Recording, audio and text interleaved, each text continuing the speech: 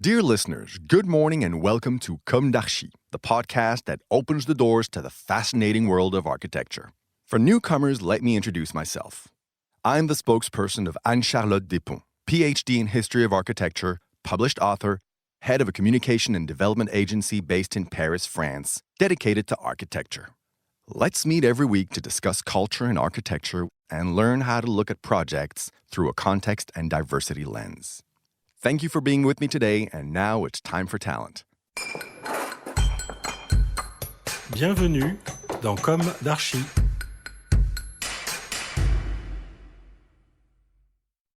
Dear listeners, welcome back to our Comme d'Archi summer series dedicated to color.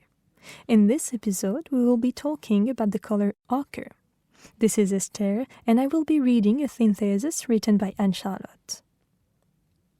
Symbolically, ochre reassures and soothes. It is found in places of well-being, particularly in the East in hammams. Ochre invites you to travel. Its authentic nature refers to the idea of harmony.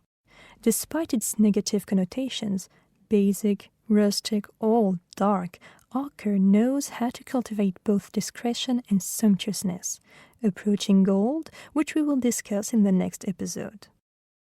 As you know, ochre counts in architecture, so much so that today in southern Burgundy, France, you will find an architectural agency called Ochre Architecture. An agency that campaigns for projects anchored in their environment, created by a carpenter's daughter, Océane Garot, who has a dual training as an architect and a sustainable construction engineer.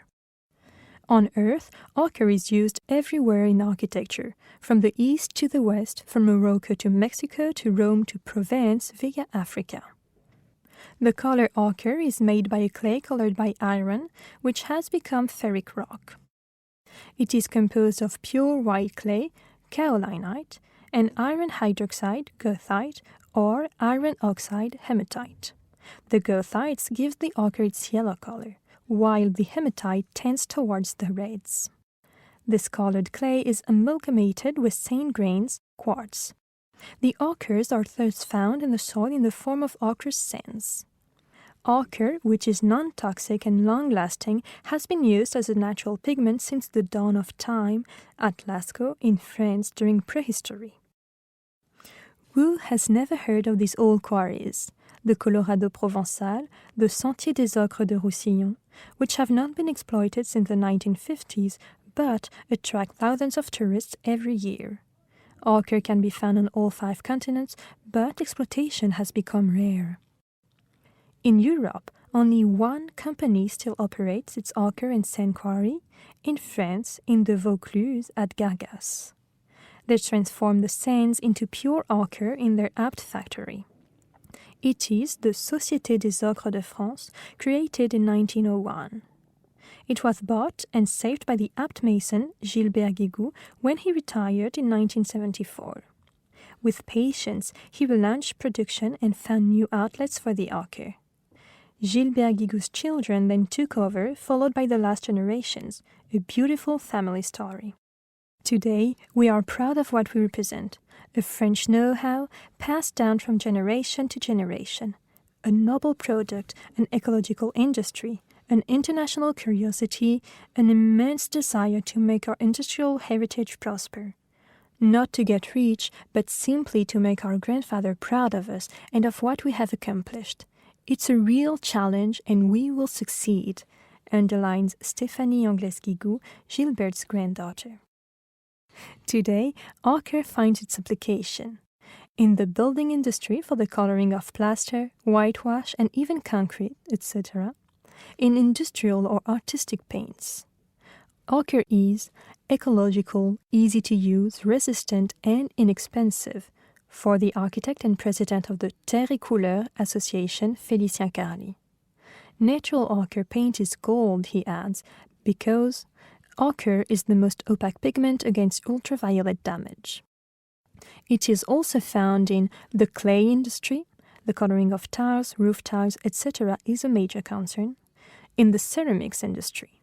It is even used in cosmetics for coloring powders and eyeshadows, in agriculture for coloring fertilizers.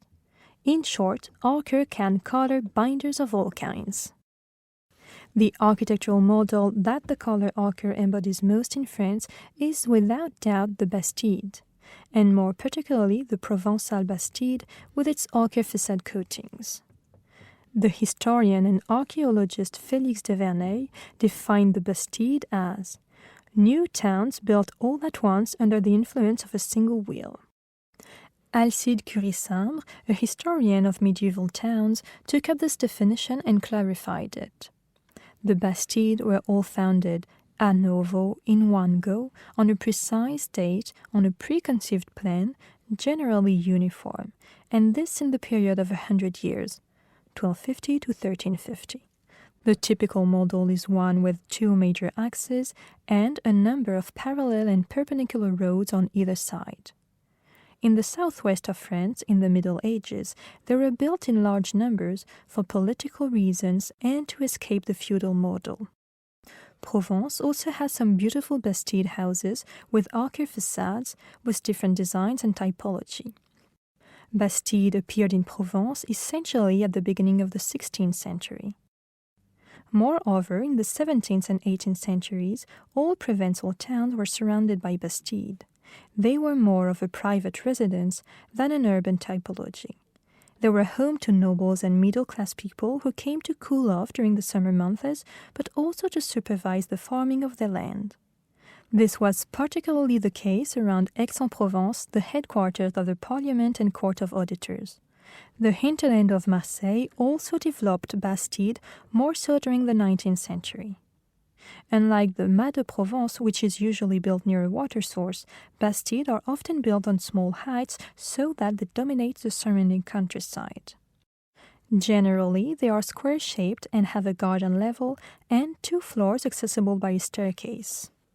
The stone is always hidden by an ochre-colored plaster, as exposed stone is considered a sign of poverty.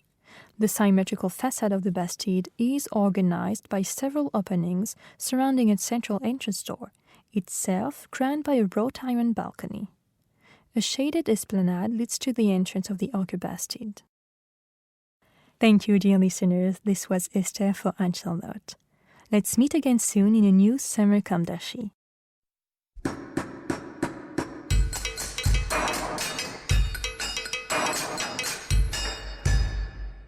Thank you for listening. Don't forget to tune in to our previous content on Instagram at Comme d'Archi Podcast. If you like it, make sure to promote the podcast by giving it 5 stars on Apple Podcast and adding a comment, or on any of your favorite podcast platforms. And don't forget to subscribe and listen to all of our episodes for free. See you soon, and until then, take care of yourself.